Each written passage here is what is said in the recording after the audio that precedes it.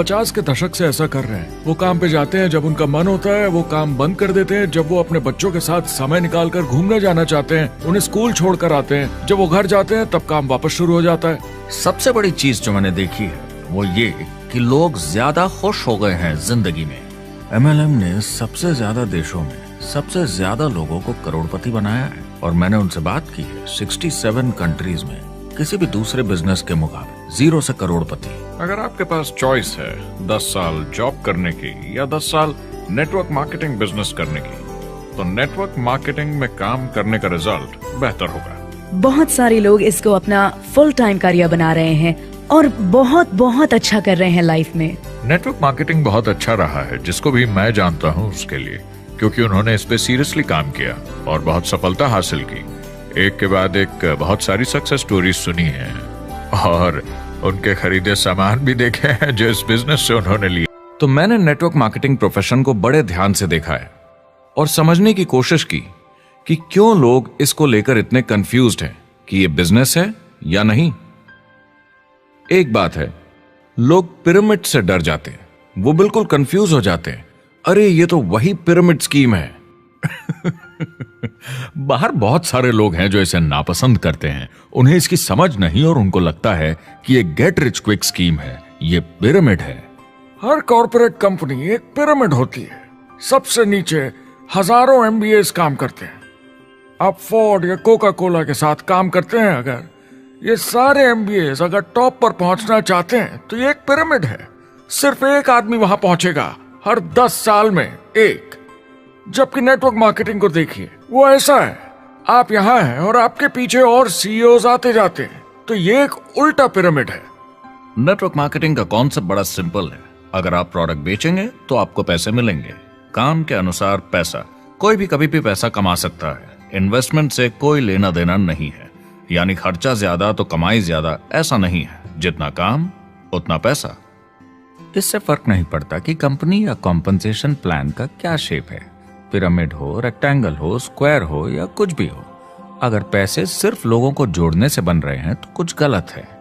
लेकिन अगर कंपनी से जुड़े लोग पैसे कमा रहे हैं सेल्स होने के कारण, भले ही वो सेल लोगों को जोड़ने की वजह से हुई हो, तो आप बिल्कुल सही कंपनी हैं, बिल्कुल लीगल हैं और यही सच्चाई है।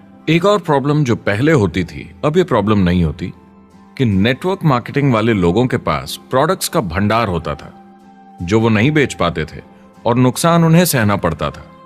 उनके घर में, किचन में सामान पड़े रहता था जो वो या तो नहीं बेच पाते थे या नहीं बेचना चाहते थे, और वो प्रोडक्ट उनके पास ही पड़ा रह जाता था और वो नाराज हो जाते थे।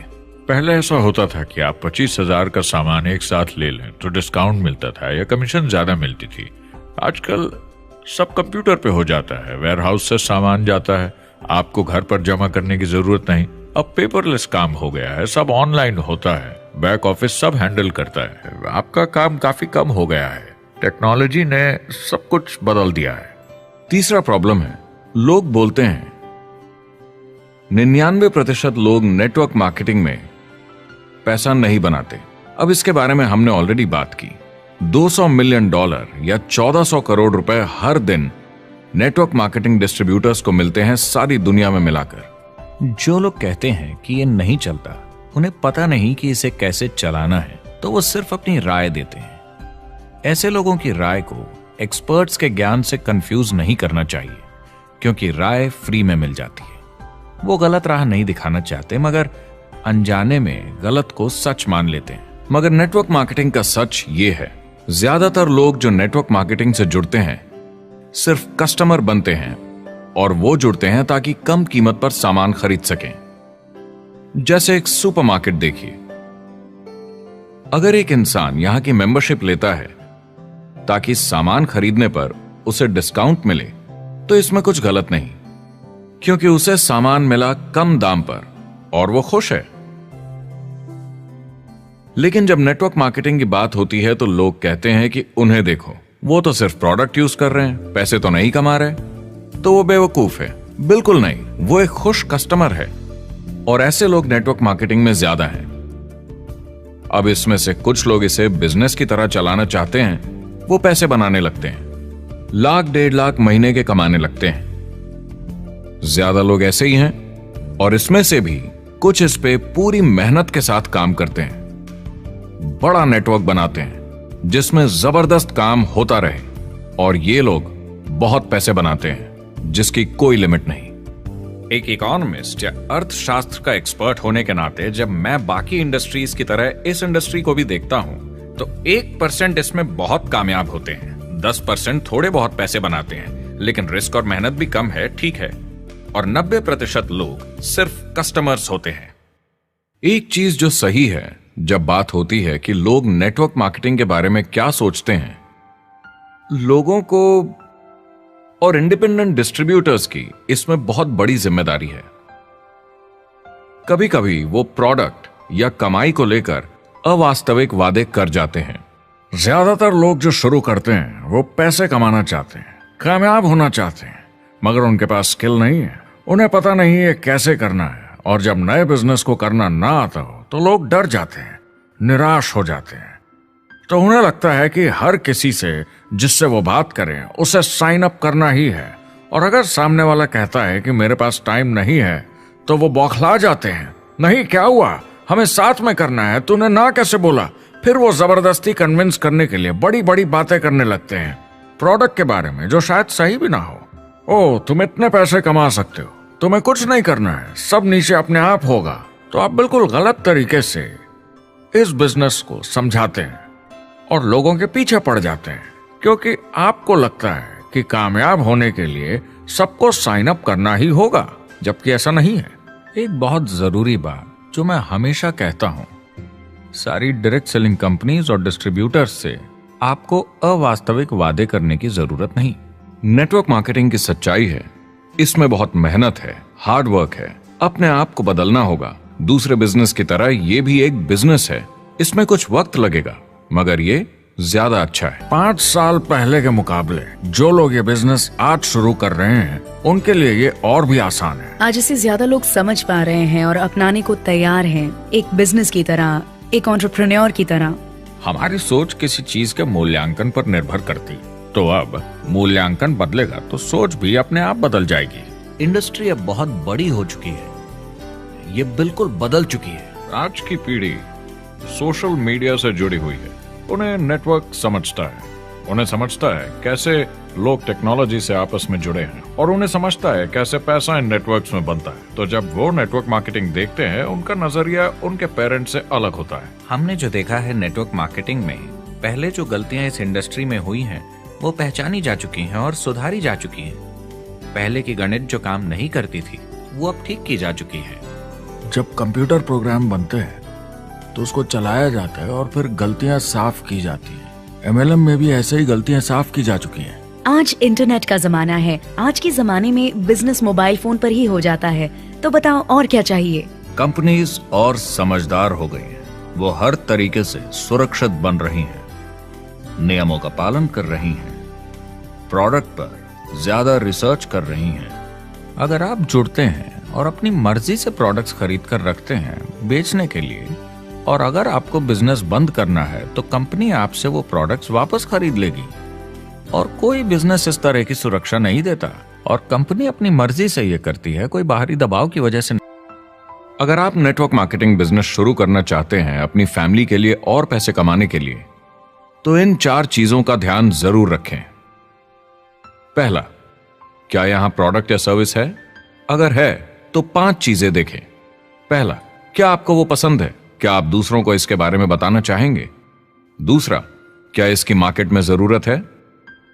अगर जरूरत बनानी पड़े तो यह मुश्किल होगा। तीसरा, क्या प्रोडक्ट इस जरूरत को पूरा करता है? कंज्यूमर्स को इसका फायदा होगा?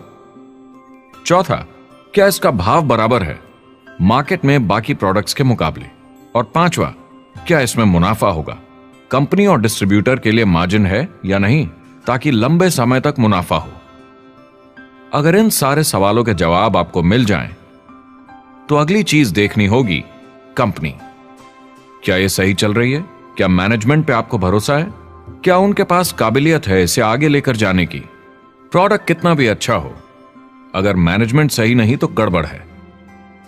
अगर अच्छा मैनेजमेंट है तो वक्त के साथ बदलाव ला सकता है, मुसीबत के वक्त आपको बचा सकता है।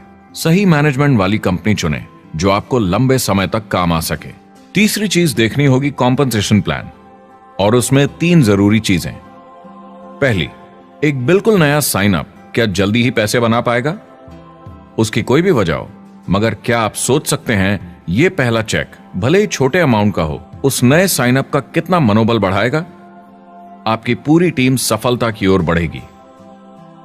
दूसरा, एक आईआर की ठीक ठाक पार्ट टाइम इनकम शुरू होने में ज्यादा वक्त नहीं लगना चाहिए, और जैसे जैसे नेटवर्क और सेल्स बढ़े और फायदे मिलने चाहिए। तीसरा, जो लोग इसे एकदम सीरियसली करना चाहते हैं, जो नेटवर्क मार्केटिंग में पूरा दम लगा देना चाहते हैं, उनकी अच्छी खासी फुल टाइम इनकम की संभावना होनी चाहिए, अगर वो हार्ड वर्क करें और सीखने को तैयार हों। अगर आप प्रोडक्ट, कंपनी और कॉम्पनसेशन प्लान से खुश हैं, तो आखिरी चीज आपको देखनी होगी सपोर्ट, जो आपको दिया जाएगा। क्या कंपनी के पास वेबसाइट है? क्या आप बिजनेस ऑनलाइन चेक कर सकते हैं? क्या अच्छी ट्रेनिंग उपलब्ध है? क्या इवेंट्स होते हैं आपको बिजनेस बढ़ाने में मदद करने के लिए? कैसा सपोर्ट सिस्टम है? यह बहुत जरूरी है। कौन सी कंपनी चुनना है यह आपके ऊपर है, लेकिन इन चारों को परखना, प्रोडक्ट, कंपनी, कॉम्पनसेशन प्लान और सपोर्ट सिस्टम, जरूरी है। क्या कंपनी प्रॉमिस कर रही है कि आप रातों रात अमीर बन जाएंगे, बिना मेहनत के पैसे कमा लेंगे? तो कुछ गड़बड़ है। क्या कंपनी के पास प्रोडक्ट है जो आपको सही लगता है, जो बेचा जा सकता है? या जो आपको प्लान दिखा रहा है वो कह रहा है कि प्रोडक्ट को छोड़ो, वो मायने नहीं रखता, तुम्हें तो बस दूसरे लोग जोड़ने हैं? ये खतरनाक है। ऐसा दिखे तो सोचें, दोबारा सोचें। कस्टमर्स, प्रोडक्ट्स और बिजनेस को समझें, थोड़ी सक्सेस हासिल करें और देखें कि अपॉर्चुनिटी आपको कहां ले जा रही है। पता लगाइए वो मेरी ट्रेनिंग, मेरी एजुकेशन, मेरी डेवलपमेंट के बारे में कितना सोचते हैं। क्या मुझे यहाँ सीखने को मिलेगा? ये सबसे बड़ा सवाल है। प्रोडक्ट के बारे में सब कुछ सीखिए जिस पे आप विश्वास करते हैं।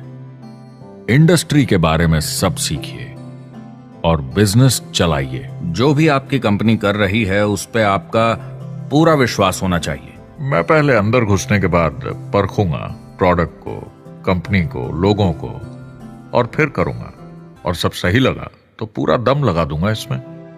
यह है लिंकन मेमोरियल। यही वो जगह है जहां मार्टिन लूथर किंग जूनियर ने famous I have a dream speech दी थी, और उस स्पीच में उन्होंने अपने सपने की बात की थी कि दुनिया में हर किसी की समानता हो। यह एक महान सपना है, लेकिन ज्यादातर लोगों को यह याद करना चाहिए कि कैसा था जब वो बच्चे थे, जब आंखों में सपने जिंदा थे, इससे पहले कि उन्हें मार दिया दुनिया की सच्चाई ने, नौकरी ने, जिम्मेदारियों ने, इस बोझ तले जीने में कि हर महीने बिल्स भरने हैं। लोगों को वापस बचपन में जाने की जरूरत है, अपने सपनों के करीब। एक बार उन्हें पता चल जाए कि जिंदगी जीने का और भी अच्छा तरीका है, तो उनका भविष्य और सुनहरा हो सकता है। वो अच्छी जिंदगी जी सकते हैं।